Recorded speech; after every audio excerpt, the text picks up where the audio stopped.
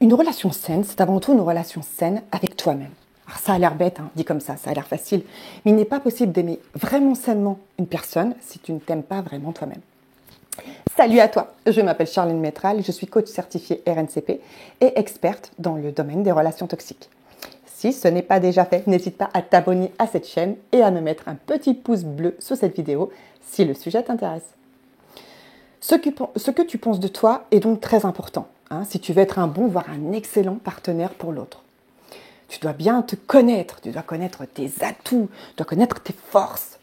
Si tu ne te sens pas à la hauteur d'une relation, quelle qu'en soit la raison, bête ce micro. Comment veux-tu qu'elle marche?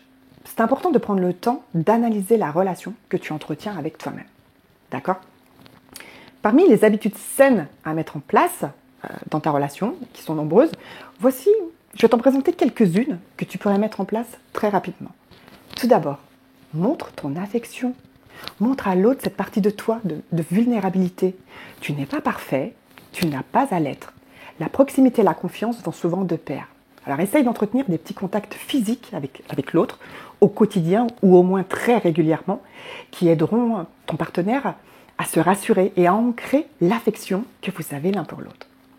Ensuite, fondamental, la communication. Garde l'esprit ouvert et mets tes suppositions de côté.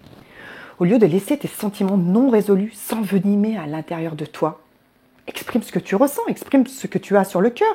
N'attends pas 3 jours ou une semaine pour le faire. Il est important de cultiver un espace sûr où tu n'auras pas peur d'exprimer ce que tu ressens, de peur que ton partenaire te quitte si tu lui en parles. Et si c'est le cas, c'est ton partenaire qui a un souci au niveau de sa communication, pas toi. Et donc tu n'aurais rien pu faire avec lui ou avec elle sur le long terme. D'accord?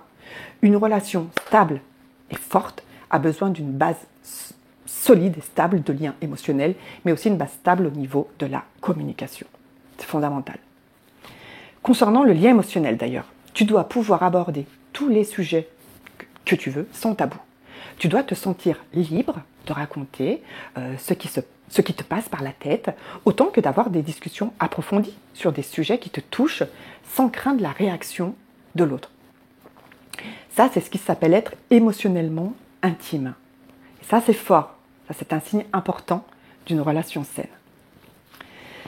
Ensuite, ô combien important, reconnaître ses erreurs. Je te le répète, tu n'es pas parfait et tu n'as pas à l'être. Ok?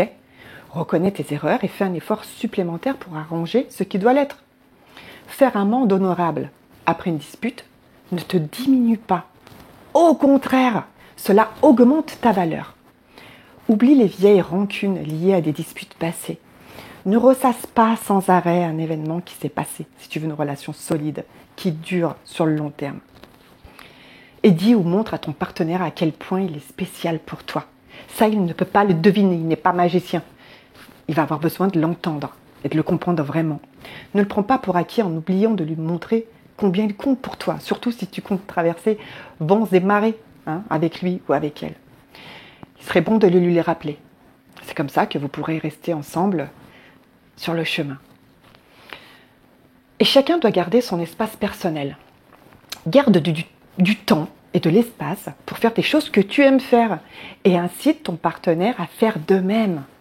Votre proximité émotionnelle ainsi que votre intimité, l'intimité de votre couple n'en seront que renforcées.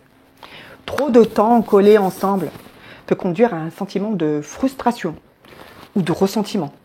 D'accord? Donc il va y avoir un équilibre à trouver. Donc il va y avoir un temps que vous passez en couple et un temps que vous passez avec vous-même, avec les activités qui vous plaisent. Si tu as apprécié cette vidéo, mets-moi un petit pouce bleu et partage-la. Allez, force à toi!